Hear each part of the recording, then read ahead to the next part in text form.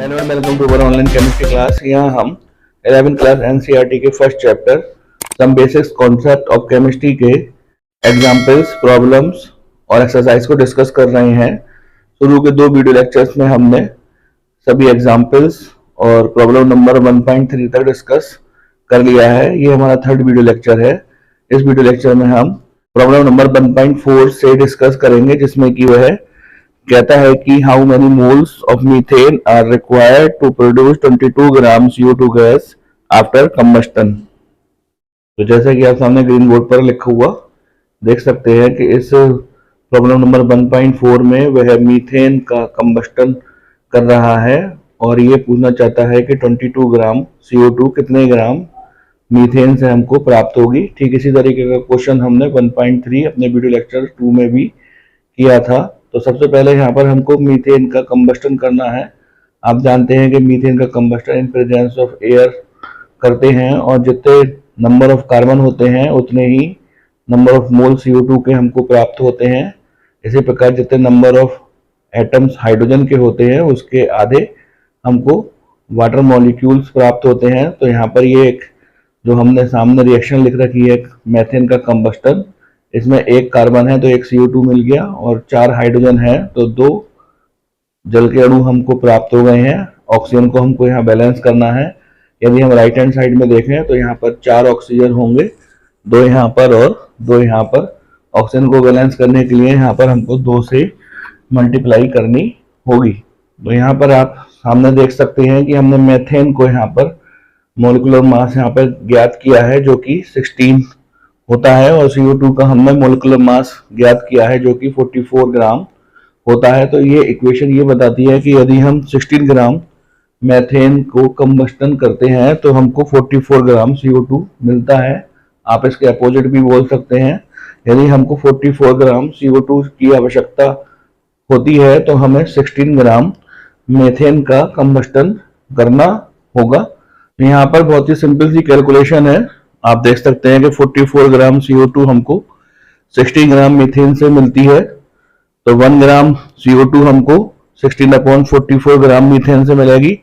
हमको चाहिए 22 gram CO2, तो इस प्रकार से यहाँ पर हम 22 ग्राम CO2 को 8 ग्राम मीथेन से प्राप्त कर सकते हैं। आइए नेक्स्ट प्रॉब्लम 1.5 की ओर बढ़ते हैं, जिसमें कि वह कहता है कि 50 kg nitrogen gas and 10 kg of hydrogen gas are mix to produce NH3 gas. Calculate the amount of NH3 gas form. आगे को वह कहता है कि identify the limiting agent in the production of NH3 in this situation.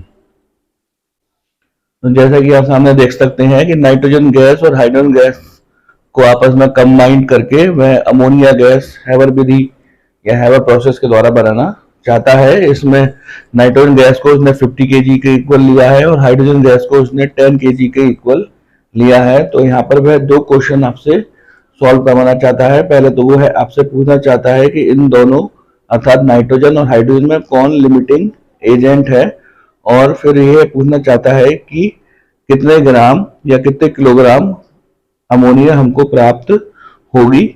तो limiting agent वह reactant होता है जो कि कम अमाउंट में होता है। तो यहाँ पर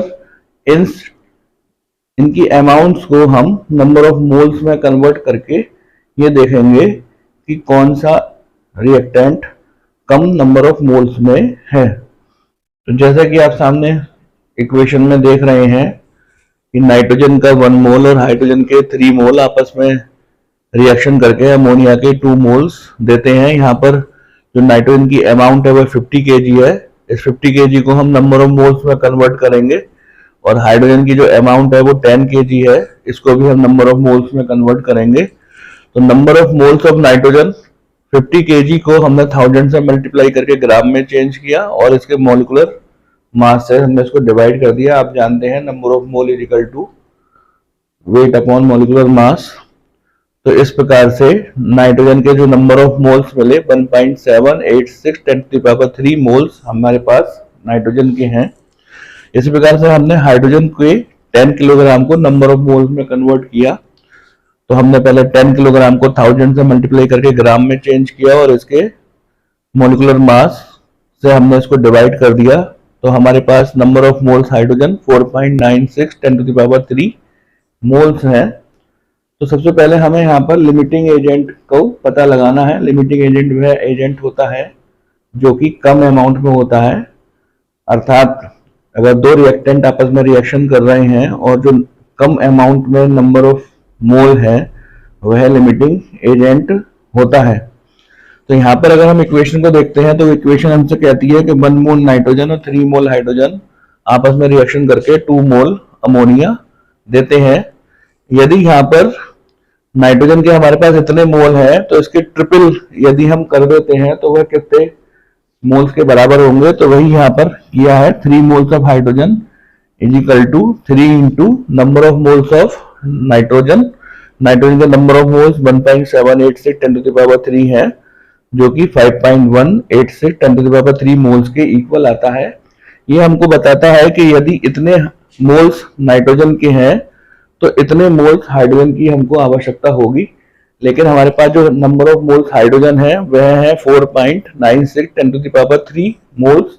तो हम कह सकते हैं कि यहाँ पर जितनी अमाउंट में हमको हाइड्रोजन की आवश्यकता थी उतनी अमाउंट में यहाँ पर हाइड्रोजन अवेलेबल नहीं है। तो हम कह सकते हैं कि यहाँ पर हाइड्रोजन लिमिटिंग एजेंट के रूप में वर्क करता है। तो इस क्वेश्चन का जो फर्स्ट पार्ट है जिसमें कि वह पूछना चाहता है कि लिमिटिंग एजेंट कौन है, तो हम कह सकते हैं कि इस वाले अमाउंट के साथ हाइड्रोजन इज लिमिटिंग एजेंट। अब हमको सेकंड पार्ट में अमोनिया के अमाउंट को किलोग्राम में मेजर करना है। आइए देखते हैं कि वह किस प्रकार से होता है। तो जैसा कि हम जानते हैं इस इक्वेशन से कि 3 मोल हाइड्रोजन 2 मोल अमोनिया देगा, तो 1 मोल हाइड्रोजन 2/3 मोल अमोनिया देगा। हम पे जो हाइड्रोजन का अमाउंट है वह तो वास्तव में इतना मोल है 4.96 10⁻³ मोल। तो यही हमने यहाँ पे लिखा है 4.96 इंटू 10⁻³ मोल। हाइड्रोजन से हमको कितनी अमोनिया मिलेगी, वो होगी 2/3 इंटू 4.96 10⁻³ मोल्स ऑफ अमोनिया, जो कि सॉल्व करने पर 3.3 10⁻³ मोल्स के इक्वल आएगी। तो हमको इस इक्वेशन से ये पता चला कि हमारे पास जो अमोनिया की अमाउंट होगी नंबर ऑफ मोल्स में वह 3.3 10⁻³ मोल्स के इक्वल होगी। इसको हमको किलोग्राम में कन्वर्ट करना है। तो हम जानते हैं number of mole equal to weight upon molecular mass के इक्वल होता है। हमको यहाँ पे अमोनिया का वेट निकालना है जो कि number of mole into molecular mass के मल्टीप्लाई के बराबर होगा। यहाँ पर नंबर ऑफ मोल अमोनिया 3.3 10⁻³ के इक्वल है और मॉलिक्यूलर मास इसका 17 होता है। इन दोनों की जब हम मल्टीप्लाई कर देंगे 5.61 10⁻³ ग्राम के इक्वल होगा, जो कि किलोग्राम में 5.61 किलोग्राम के बराबर आएगा। तो हमको ये पता चल गया कि जब हम 50 kg नाइट्रोजन और 10 kg हाइड्रोजन की आपस में रिएक्शन करेंगे तो हमको 5.61 kg अमोनिया प्राप्त होगी और थोड़ी सी अमाउंट में यहाँ पर नाइट्रोजन बची रह जाएगी और सारी की सारी जो हाइड्रोजन है वो कंज्यूम हो जाएगी। क्योंकि यहाँ पे सारी की सारी हाइड्रोजन कंज्यूम हो जाती है, उसका पूरा रूप से इस्तेमाल हो जाता है, इसलिए यहाँ पर हाइड्रोजन लिमिटिंग एजेंट के रूप में कार्य करेगा। आइए नेक्स्ट प्रॉब्लम नंबर 6 की ओर चलते हैं, जिसमें कि वह कहता है a solution is prepared by adding 2 gram of substance A to 18 gram water, calculate the mass percentage of solute.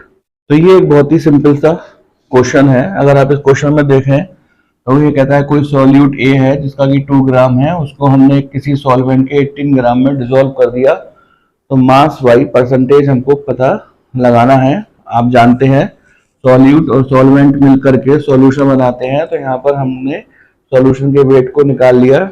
2 gram solute और 18 ग्राम सॉल्वेंट को जोड़ करके हमने वेट ऑफ सॉल्यूशन 20 ग्राम हमने ज्ञात कर लिया। यदि हम मास परसेंटेज के फॉर्मूले को देखें तो वह होता है weight of solute upon weight of solvent to 100%। यहाँ पर हमने डाटा फिट करे तो यहाँ पे मास परसेंटेज 10% के इक्वल हमको प्राप्त हो गई। तो इस प्रकार हमारा यहाँ पे थर्ड वीडियो लेक्चर कंप्लीट होता है। यदि आपकी कोई क्वेरी है या आपको कुछ पूछना है तो आप कमेंट बॉक्स में या व्हाट्सएप नंबर पर पूछ सकते हैं।